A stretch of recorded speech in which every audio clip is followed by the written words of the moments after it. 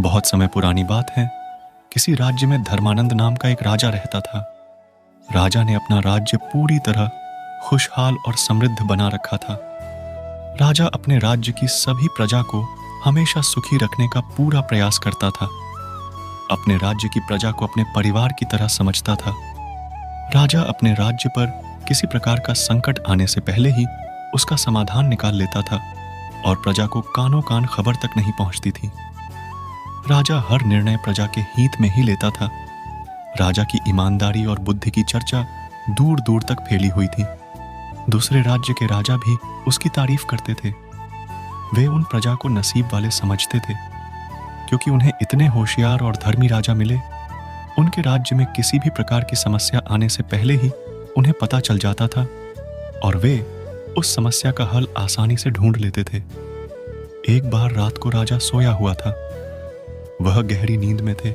तभी उनको एक सपना आया कि राज्य में आने वाले कुछ ही दिनों में बहुत बड़ा अकाल पड़े ढहने वाला है, और जिसके कारण प्रजा में हाहाकार मच गया। कोई भूख से तरडा पता तो कोई प्यास से, और प्रजा के कई सारे लोग तो तड़डिएश पकर मरने लगे। पूरा राज्य तहस नहस हो गया। तभी अचानक राजा की नींद खुली। उसने देखा कि सब ठीक है, लेकिन ऐसा सपना कैसे आया? कहीं यह सपना समस्या का संकेत तो नहीं है? उसने अगले ही दिन अपने राज्य में सूचना भिजवा दी कि सभी राज्यसभा में एकत्रित हो जाए।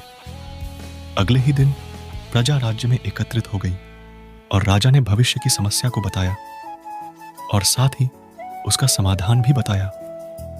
आने वाले कुछ ही दिनों में राज्य में अकाल पड़ने वाला है, इसलिए आप सभी अभी से मेहनत करके इतना अनाज और जल एकत्र कर लो कि राज्य को अकाल का सामना ही ना करना पड़े। राजा की बात सुनकर प्रजा हंसने लगी और बोली, क्या कभी सपना भी सच होते हैं? कैसी बातें कर रहे हो महाराज, हमने अभी तक कुछ भी मेहनत नहीं की और इन कुछ दिनों में क्या कर लेंगे?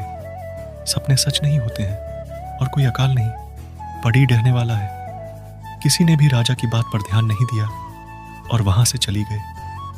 राजा बहुत चिंतित रहने लगे थे।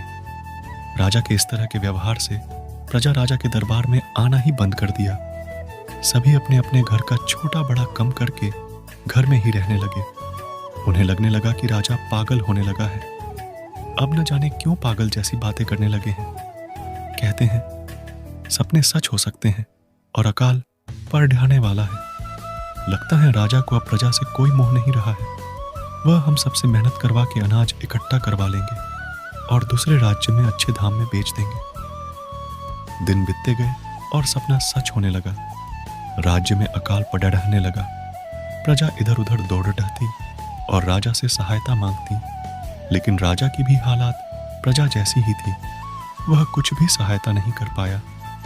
कोई भूख से मर रहा तो कोई प्यास से। प्रजा को बहुत पछतावा हुआ और धीरे धीरे सारा राज्य नष्ट हो गया।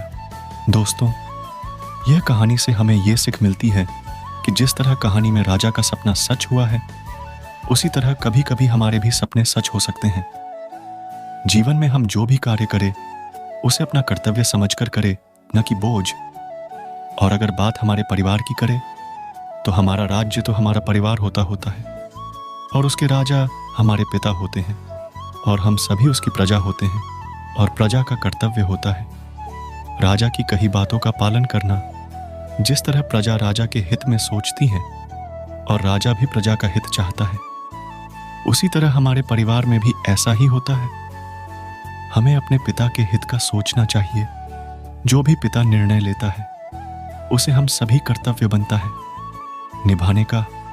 दोस्तों, मैं उम्मीद करता हूं कि आपको यह पसंद आई होगी और चैनल पर नए हैं तो चैनल सब्सक्राइब जरूर करें।